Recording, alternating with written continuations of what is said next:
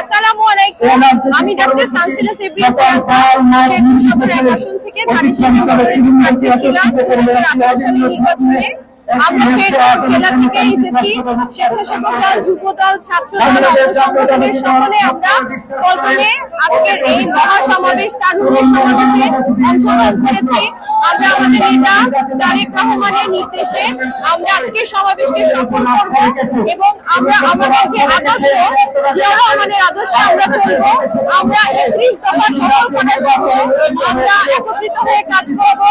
আমরা সকলে আজকের এই মহাসমাবেশে এসে আবারও প্রমাণ করতে চাই, এই দেশে, এই স্বাধীন দেশে যদি একটি দল থাকে সেটি হচ্ছে বিএনপি। আগামী ভবিষ্যৎ, আগামী আমাদের বাংলাদেশের ভবিষ্যৎ এবং আমাদের বাংলাদেশের একজন এবং আমাদের প্রত্যেকটা মানুষের জন্য একটি আদর্শ হয়ে দাঁড়াবে। এবং এই বিএনপি যদি সরকার গঠন করে আমরা বাংলাদেশে স্বাধীনভাবে বসবাস করতে পারবো। এই অঙ্গীকার নিয়েই আজকের আমাদের সমাবেশে করতে চাই। আমরা সবাই শেরপুরবাসী একসাথে আছি, সবাই হাত তুলে বলি আমরা আছি সবাই শেরপুর। আমরা শেরপুর জেলা থেকে এসেছি, আমরা সবাই আছি এখানে। আমরা আজকে সমাবেশকে সার্থক করছি। ধন্যবাদ।